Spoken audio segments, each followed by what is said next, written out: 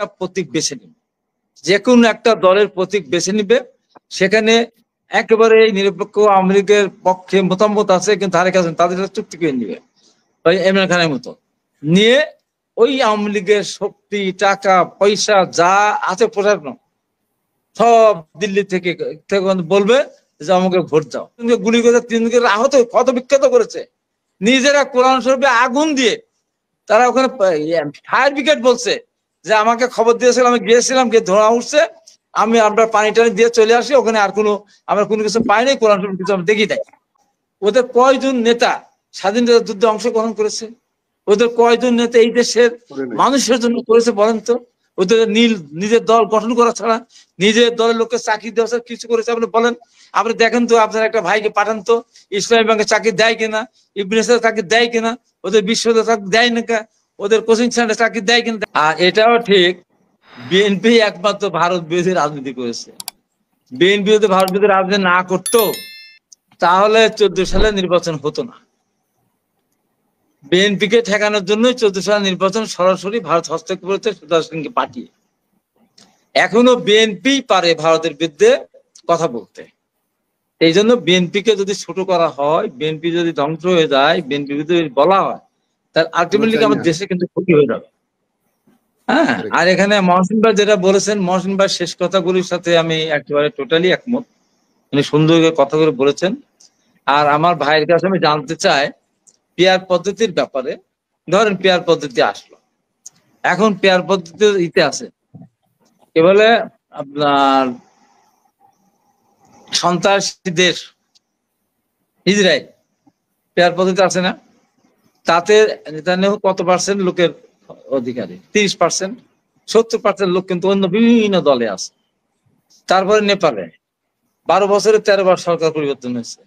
আমাদের এতদিন পর একটা দেশে গণতন্ত্র ফিরে আসতেছে এই পেয়ার পদ্ধতির মাধ্যমে, মধ্যে দিয়ে যদি একটা নির্বাচনের কথা ধরা বললাম যে বিএনপি 149 সিট পেল, বিএনপির সাথে যারা সমন্বয় তারা, আর অন্যরা 151 পেল।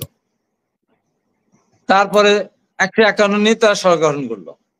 কয়েকদিন পরে বিএনপি 10 জনকে টান দিল, বা তাদের যে কোনো ব্যাপারে মনোমালিন্য হলো, তারা বিএনপি দলের পক্ষে চলে আসলো, তাহলে কি সরকার চলে গেল?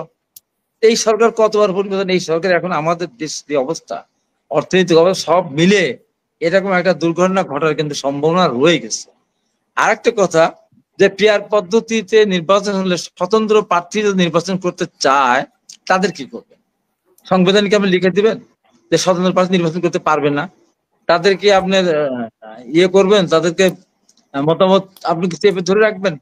তাহলে এটা তার একটা হলো না। তারপরে পেয়ার পদ্ধতি হলে আপনি যেটা বলছেন, পেয়ার পদ্ধতিতে নির্বাচন হলে আওয়ামী লীগ কম করে 100টা আসন পাবে। আওয়ামী লীগ দলীয় ভাবে প্রতীক নিয়ে নির্বাচন করতে পারবে না। আওয়ামী লীগ যে কোনো একটা প্রতীক বেছে নিবে, যে কোনো একটা দলের প্রতীক বেছে নিবে, সেখানে একেবারে এই নিরপেক্ষ আওয়ামী লীগের পক্ষে মতামত আছে কিন্তু ধারে কাছে তাদের সাথে চুক্তি করে নিবে ওই ইমরান খানের মতো নিয়ে, ওই আওয়ামী লীগের শক্তি টাকা পয়সা যা আছে প্রশাসন সব দিল্লি থেকে বলবে যে আমাকে ভোট দাও। দেখেন কয়েক লক্ষ বা 1 কোটি 1.5 কোটি ভোট পেয়ে গেল, তখন কি হবে? 100 জন যদি আওয়ামী লীগের এমপি হয়ে যায় তাহলে তখন অবস্থাটা কোথায় যাবে আপনি বলেন তো? তো এই জন্য আশঙ্কা থেকে আমরা বলছি। তারপর ধরেন আপনার স্থানীয় সরকার নির্বাচন কোন পদ্ধতিতে হবে, আপনার উপজেলা নির্বাচন কোন পেয়ার পদ্ধতিতে হবে, সিটি কর্পোরেশন কোন পেয়ার পদ্ধতিতে হবে, পৌরসভার পেয়ার পদ্ধতিতে হবে, অথবা একটা এমপি মারা গেল সেক্ষেত্রে একটা উপনির্বাচন হলো, তখন আপনি কি কোন পদ্ধতিতে হবে? নানান জটিলতা এখানে আছে। সেই জন্য আমরা চাই যে নির্বাচনটা আগে দ্বারাই হোক, সুষ্ঠুভাবে হোক। আর আমার ভাই আফসার যেটা বললেন, বড় দলের কাছে অবশ্যই অবশ্যই বড় দলের কাছে দাবি উনি করতেই পারেন, আর বড় দল হিসাবে আমাদের সেটা সহ্য করা উচিত। কিন্তু একটা ফয়জুল্লাহর কথা আপনি বললেন, উনি বিএনপির পক্ষে কথা বলেছে।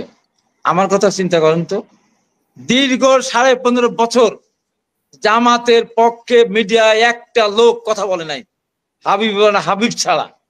যখন মৌলানা সুবহান সাহেবকে জানাজা, সুবহান সাহেবের কথা যখন আমি 71 বলতে গিয়েছি, আমাকে বন্ধ করে দিয়েছে, আমি বলবোই। সুবহান সাহেব 6 বার এমপি ছিলেন, 6টা ভাষা জানতেন, ওনাকে কেন দক্ষিণ প্লাজা জানাজা দেওয়া হলো না? দেলার ছায় দিকে যখন মেরে ফেললো, আমি 5 মিনিটের ভিতরে পোস্ট দিয়েছিলাম আধা ঘন্টার ভিতরে আমি লাইভে গিয়েছিলাম, জামাতকে বলেছিলাম কোনোভাবে যেন দক্ষিণ প্লাজা জানাজা না দিয়ে সাইদি সাহেবকে নিয়ে যেতে না পারে।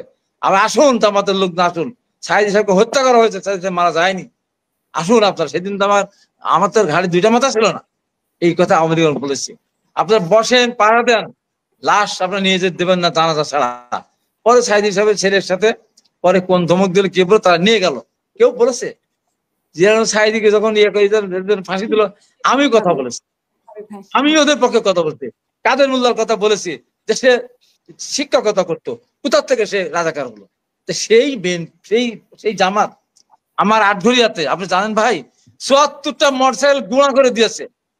আমার বিএনপির অফিস ভেঙে তছনছ করেছে, চেয়ার টেবিল, পাশে একটা হোটেলে ভাত খেতাম, সেই হোটেল ভেঙেছে। আমার 4 জন লোকের একজনকে গুলি করে 3 জনকে আহত ক্ষত বিক্ষত করেছে। নিজেরা কোরআন শরীফে আগুন দিয়ে তারা ওখানে ফায়ার ব্রিগেড বলছে যে আমাকে খবর দিয়েছিল, আমি গিয়েছিলাম, গিয়ে ধোঁয়া উঠছে, আমি আপনার পানি টানি দিয়ে চলে আসি, ওখানে আর আমরা কোনো কিছু পাইনি, কোরআন শরীফ কিছু আমি দেখি নাই। রাত্রিবেলা তারা সারা রাত গেল, সকালবেলা আগুন ধরে দিয়ে মিডিয়া নিয়ে যে কয়টা কোরআন শরীফ পুড়ায় দেখালো, এই যে কোরআন শরীফ পুড়িয়েছে। আমি চ্যালেঞ্জ করে বলেছিলাম, আমি বলেছিলাম যে একটা লোককে দেখাতে পারেন আমাদের লোক ওদের মারতে গিয়েছে, ধরতে গিয়েছে, সব দায়িত্ব আমার। ওরা ফুটেজ, ওরা অস্ত্র নিয়ে গেছে, কোপাচ্ছে। আমাদের আমি ওই উপজেলার টুপি মাথায় দিয়ে তারা আমাদের একজনকে কোপাচ্ছে, সবাই দেখেছে। এবং ওই মসজিদের ইমাম মাইকে বলেছে যে আমাদের মসজিদ বিএনপি আক্রমণ করেছে, আসুন আমার প্রতিরোধ করুন, অস্ত্র আগে থেকে জোগাড় করে রেখেছিল। এই জন্য বোমা ফাটিয়ে ত্রাস সৃষ্টি করে আমাদের লোকজনকে বিতাড়িত করে, আমাদের লোকজনকে একটা ছোট ঘটনার কারণে প্রধান ডেকেছিল, সেখান থেকে গিয়েছিল। এই শুধু এই কাজকে মিথ্যাচার আমি বলছি, একটা প্রমাণ করতে পারেন। তারপরে আমি বলেছিলাম জামাত আটঘরিয়ায় বলেছিলাম এরা মিথ্যা কথা বলে, কোন মিথ্যাবাদীর পিছনে নামাজ হয় না, অতএব জামাতের কোন নেতার পিছনে নামাজ হবে না, তারা পারবে না। যে মিথ্যা কথা বলে সেটা আজান দেয়, ওই আজান শুনে মসজিদে যাওয়া যায় না, অত মিথ্যাবাদী আজান দিতে পারে। এটা আমি বলেছিলাম আটঘরিয়ার ক্ষেত্রে, যেহেতু মিথ্যা কথা হয়। এইটা নিয়ে জামাত সারা পৃথিবী আমার বিরুদ্ধে তারা করলো। আমি হাবিব জেলা বিএনপির আহ্বায়ক, আমি একটা বিবৃতি দেওয়াই নাই, একজন লোক নিয়ে আমি পরে একটা প্রতিবাদ সভা করতে জানি। আমি শহীদ রাষ্ট্র জিয়া রহমানের শাহাদত বার্ষিকী উপলক্ষে গিয়েছিলাম, একা একদম, আমার গাড়ি নিয়ে যাওয়া নিষেধ ছিল, আমার ড্রাইভারকে নিয়ে নিষেধ ছিল। আমি ওই এলাকার ভেতরে যখন ঢুকেছি, ওই ভাঙা মোটরসাইকেল, আমি 70 বছর বয়সে ওই ভাঙা মোটরসাইকেল ড্রাইভ করে আমি আমার মিটিং স্থলে গিয়েছি, একটা লোক নেইনি। তারা বাইরে থেকে লোকজনকে, আমাদের লোকজনকে ক্ষত বিক্ষত করেছিল। এবং এত বড় মিথ্যাচার, নিজেরা কোরআন শরীফ নিজেরা আগুন দিয়ে তারা বলে যে এখানে বিএনপি আগুন দিয়েছে। কে মামলা করেছে? আবার মিথ্যা মামলা করেছে। ওই মিথ্যা মামলা করার কারণে বলেছিলাম যারা মিথ্যা মামলা করে এরা মিথ্যাবাদী, অতএব এদের পিছনে নামাজ পড়া যাবে না। আজকে ফয়জুল্লাহ যে কথা বললো বিএনপির পক্ষে বলেছে, আমি কেউ ওদের পক্ষে কথা, তখন আমি কথা বলেছি, আমি বলেছি আমি বলবো, মাওলানা সুবহান সাহেবের কথা বললো, এই মিডিয়াতে বলতে দেবেন না, আমি সব মিডিয়াতে বলবো এই অন্যায়। ওনাদের দক্ষিণ প্লাজার জানাজা পাওয়া উচিত ছিল, অধিকার ছিল, ওনাদের অধিকার বঞ্চিত করা হয়েছে। সেই জন্য বলি ভাই, এমপি নেতা নাই, আপনার কথা আমি শুনলাম, ম্যাডাম নেই, তারেক রহমান নেই, তারপরে আপনি একবারে এক দৃষ্টি দেখান তো বাংলাদেশে কোন দলের কয়টা নেতা আছে?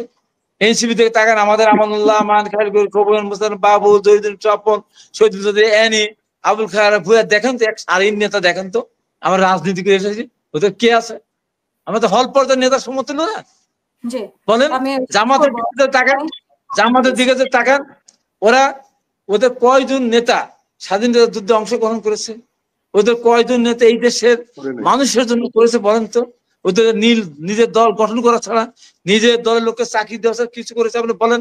আপনি দেখেন তো, আপনার একটা ভাইকে পাঠান তো, ইসলামী ব্যাংকে চাকরি দেয় কিনা, ইবনে সিনা চাকরি দেয় কিনা, ওদের বিশ্ববিদ্যালয় চাকরি দেয় না, ওদের কোচিং সেন্টার চাকরি দেয় কিনা, দেখেন তো, দিবে না। সেই জন্য বলছি যে ওরা এত আস্ফালন কেন দেখায়? নিজেরা স্বীকার করেছে স্বাধীনতা অংশগ্রহণ করেনি, তারপর এই আস্ফালন দেখানোর কারণে আমি বলেছি এত বড় আস্ফালন দেখানো না। আপনারা দুইজন অত্যন্ত সুন্দর আলোচনা করেছেন, আপনারা অত্যন্ত বিজ্ঞ। আমি যেটা বলেছি যে আমরা চেষ্টা করতেছি, তারেক রহমান চেষ্টা করছে, চাঁদাবাজি বা তারা বিভিন্ন অত্যাচারিত হয়েছিল, এখন হয়তো আক্রোশে অনেকে অনেক কিছু করে ফেলেছে, আমরা তাদের বহিষ্কার করতেছি, দল থেকে তাদের বিরুদ্ধে মামলা করতেছি, আমরা আইনজীবী নিয়োগ করতেছি না। তারপরে যদি আমাদেরকে বল, হ্যাঁ আমাদের লক্ষ লক্ষ না কয়েক কোটি আমাদের কর্মী সমর্থক, এদের সবাইকে নিয়ন্ত্রণ করা ভাই সম্ভব হয় না। একটা বাড়িতে 5-7টা ভাই থাকলে ওদের ভিতরে একজন দুষ্ট হয়, মা বাবা কিছু করতে পারে না, আমরা নিয়ন্ত্রণ করতেছি ইনশাআল্লাহ। এই কথা বলে শেষ করি। আওয়ামী লীগের সাধারণ সম্পাদক ওবায়দুল কাদের বারবার বলতেন, যেদিন আওয়ামী লীগ পদত্যাগ করবে সেদিন 5 লক্ষ মানুষ মারা যাবে, রাস্তায় লাশ পড়ে থাকবে, রক্ত গঙ্গা বয়ে যাবে। যেদিন 5 তারিখ তারেক রহমান আমি জেলা বিএনপির আহ্বায়ক হিসেবে আমাদের নির্দেশ দিয়েছেন, আপনার বোনকে ধর্ষণ করতে পারে, আপনার বাবাকে অপহরণ করতে পারে, আপনার জমি দখল করতে পারে, বাড়ি দখল করতে পারে, মাপ মেনে নিতে পারে, কিন্তু আইন হাতে তুলে নেবেন না। পৃথিবীর একটা দেশ দেখাতে পারবেন এত মানুষ আমাদের মারা গেছে, আহত হয়েছে, একজন আওয়ামী লীগের লোক আহত হয় নাই, মারা যায় নাই, তারেক রহমান নিয়ন্ত্রণ করেছে। তাই তারেক রহমান তখন দেশে আসবে, এই বিএনপি চাঁদাবাজরা একজনের রেহাই পাওয়া ওদের সারা জীবন জেলে থাকতে হবে। এইটুকু আশ্বস্ত আপনাকে করতে পারে। সুন্দর আলোচনা করার জন্য আপনাদের সবাইকে ধন্যবাদ।